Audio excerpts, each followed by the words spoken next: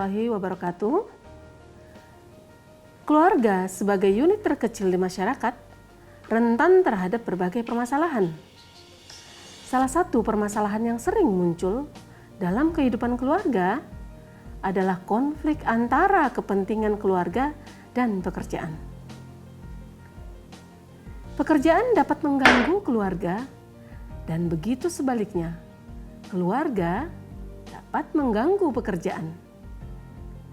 Dengan masuknya perempuan ke dalam angkatan kerja, kesadaran akan konflik kerja keluarga pun semakin terjadi. Berdasarkan data International Labour Organization tahun 2017, orang Indonesia rata-rata bekerja 40 jam per minggu atau 7 jam per hari untuk yang bekerja 6 hari dalam seminggu, atau 8 jam per hari untuk yang bekerja 5 hari dalam 1 minggu. Hasil temuan International Labour Organization tahun 2017 juga menyebutkan bahwa masih ada kesenjangan upah antar gender, laki-laki dan perempuan di Indonesia, dengan selisih hingga 18,8% pada tahun 2016. Upah rata-rata perempuan jauh lebih rendah dibandingkan laki-laki. Pada tahun 2016, rata-rata upah di Indonesia adalah sebesar 2,4 juta rupiah untuk laki-laki dan hanya 1,97 juta rupiah untuk perempuan. Pekerja wanita semakin meningkat setiap tahunnya.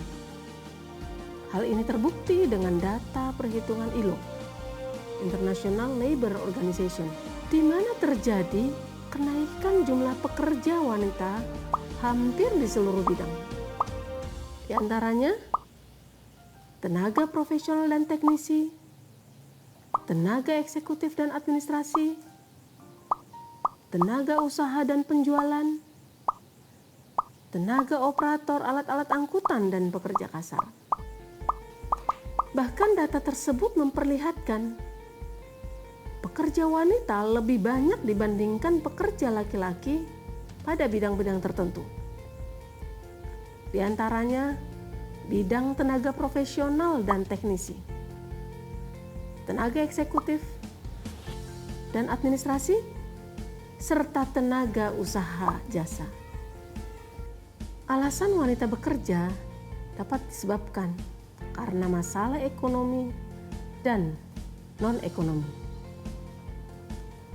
Alasan utama adalah kebutuhan finansial, sehingga menyebabkan kedua pasangan harus bekerja. Faktor-faktor yang berpengaruh diantaranya adalah inflasi, tingginya biaya hidup, dan keinginan untuk hidup lebih baik. Alasan yang bersifat non-ekonomi adalah pemenuhan pribadi, sehingga alasan ini muncul sebagai motif utama dari dalam diri.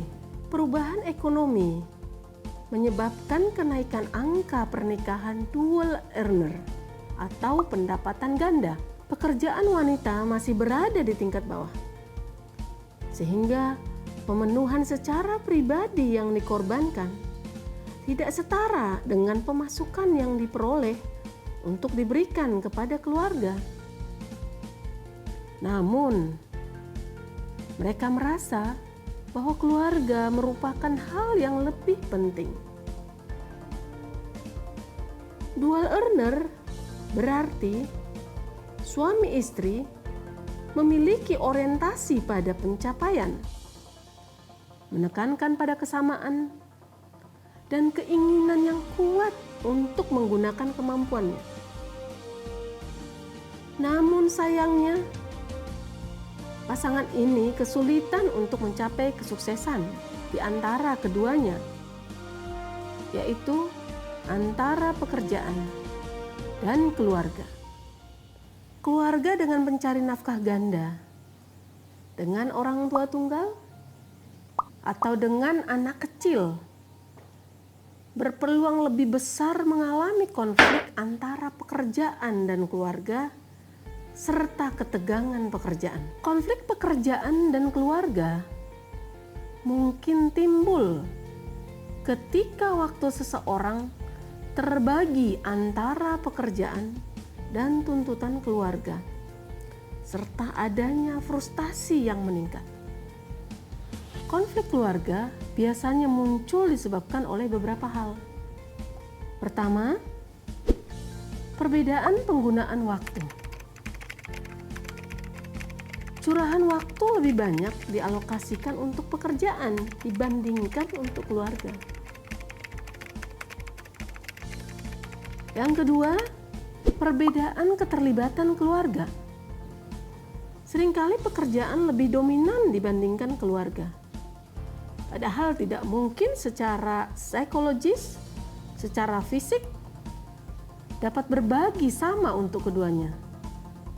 Dan yang terakhir, adanya perbedaan nilai. Seiring dengan emansipasi wanita, perempuan bebas untuk berkarir di luar. Padahal di sisi lain, masih ada budaya yang menganggap perempuan sebaiknya menjadi ibu rumah tangga saja. Konflik pekerjaan dan keluarga dapat diselesaikan, tergantung pada beberapa poin. Yang pertama, seberapa kuat keterlibatan setiap individu dalam pekerjaan. Yang kedua, seberapa fleksibel situasi kerjanya. Dan yang terakhir, adakah cara yang lebih baik untuk memenuhi kebutuhan anak dan pasangan selain bekerja di luar? Lalu, bagaimana cara untuk menyeimbangkan antara pekerjaan dan keluarga? Keluarga dapat melakukan beberapa pendekatan untuk membantu mengurangi konflik keluarga dan pekerjaan. Pertama, mengelola konflik sehingga ide-ide dan pendapat yang berbeda dapat didiskusikan. Upaya ini adalah strategi untuk mencegah konflik. Selesaikan konflik sebelum menjadi terlalu mengganggu. Hal ini digunakan ketika konflik mulai muncul dan membutuhkan penanganan dengan segera. Menumbuhkan rasa humor. Humor kebanyakan mendatangkan situasi yang lebih akrab. Humor dapat menjadi pembentuk afeksi dan simbol pengertian yang dapat meluruhkan konflik. Beberapa upaya yang dapat dilakukan untuk menyeimbangkan antara kerja dengan keluarga. 1. Mengkompres pekerjaan di hari kerja. Upayakan semua pekerjaan telah tuntas di hari kerja, sehingga akhir minggu dapat dimanfaatkan untuk keluarga. Kedua, kerja paruh waktu atau jadwal kerja alternatif. Hal ini memudahkan membagi waktu untuk keluarga. Ketiga, berbagi pekerjaan. Tim kerja yang saling mendukung memungkinkan keterlibatan pada pekerjaan lebih longgar.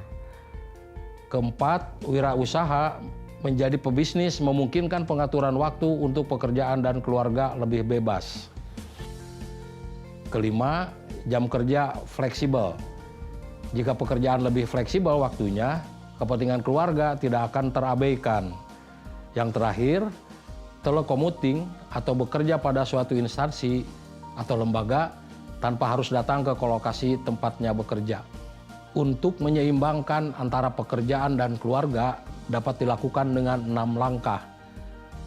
Pertama, keseimbangan kerja dan keluarga adalah keputusan sadar. Kompromi adalah salah satu solusi untuk konflik kerja, keluarga, pasangan, atau keluarga.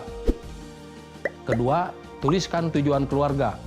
Adanya tujuan membuat keluarga lebih fokus untuk pencapaiannya dan akan lebih mendorong penyelarasan pekerjaan dan keluarga. Ketiga, kenali bahwa ketidakseimbangan terkadang tidak bisa dihindari. Harus ada plan B untuk mengantisipasi tuntutan pekerjaan yang muncul tiba-tiba. Keempat, cek kembali jadwal. Kesepakatan jadwal dapat dibuat dengan pasangan untuk pembagian tugas. Kelima, diskusikan harapan dan tanggung jawab dengan pasangan. Hal ini membantu karena dapat berbagi pekerjaan di keluarga dengan pasangan. Yang terakhir, atur kerja dengan lebih baik.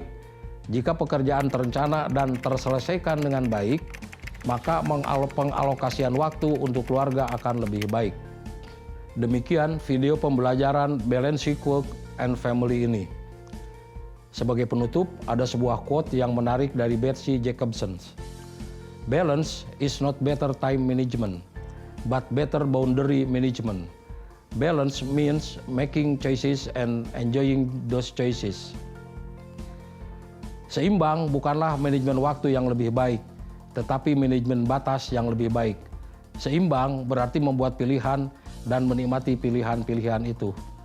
Assalamualaikum warahmatullahi wabarakatuh.